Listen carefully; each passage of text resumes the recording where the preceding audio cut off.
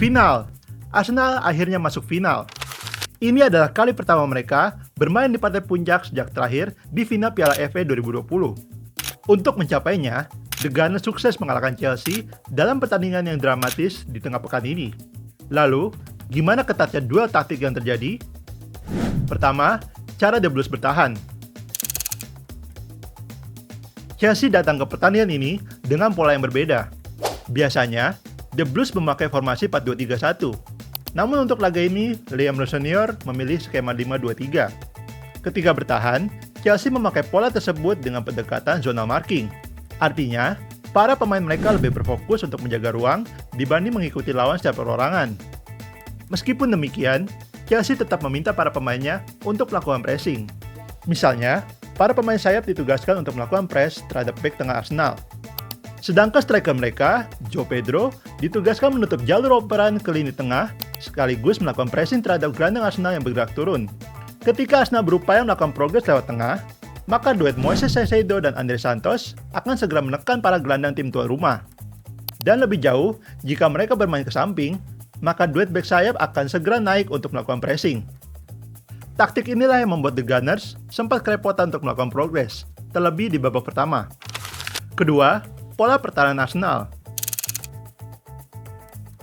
Di sisi lain, The Gunners hadir di leg 2 dengan pendekatan yang relatif normal. Mereka masih memakai pola 4-2-3-1 yang selama ini jadi andalan Mikel Arteta.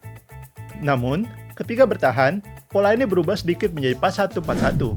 Dalam pola ini, mereka memilih pendekatan yang agak berbeda dengan Chelsea. Mereka memakai pola pressing man-to-man dibanding zonal. Artinya, para pemain Arsenal, khususnya gelandang dan penyerang, ditugaskan untuk mengikuti individu lawan secara perorangan dibanding berfokus menjaga ruang. Arteta sendiri pun juga cukup adaptif ketika bertahan. Apabila Chelsea bisa menguasai bola dengan nyaman, dia akan meminta timnya untuk turun ke blok yang lebih rendah. Ketika ini terjadi, pola pertahanan pun sedikit berubah. Arsenal akan mengadaptasi sistem mereka menjadi 4-2-4 dengan pendekatan yang lebih berfokus pada ruang.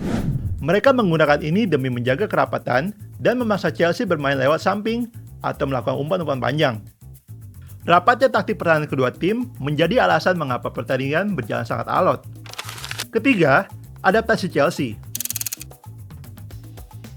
Karena butuh gol untuk lolos, The Blues mengubah gaya permainannya di babak kedua. Yang paling terlihat adalah berubahnya formasi menjadi 4-2-3-1 sejak menit 60. Dalam pakem ini, Chelsea beberapa kali berupaya untuk melakukan pressing tinggi.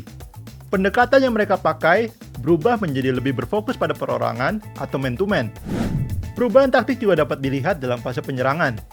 Dalam pola 4-2-3-1 mereka, Chelsea mempunyai keunggulan jumlah gelandang, sehingga mereka cenderung berupaya untuk melakukan progres lewat tengah.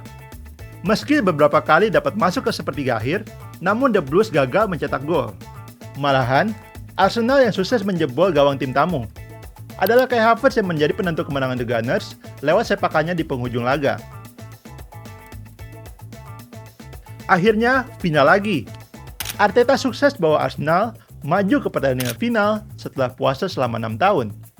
Mereka akan ditantang City dalam partai penentu yang berlangsung di Wembley bulan depan. Bagaimana menurut kalian? Apakah Carabao Cup akan menjadi milik Arsenal musim ini? Tulis di kolom komentar. Jika kalian suka video ini, jangan lupa klik tombol like, subscribe, dan nyalakan lonceng notifikasi agar tidak ketinggalan video terbaru dari The Game Changer.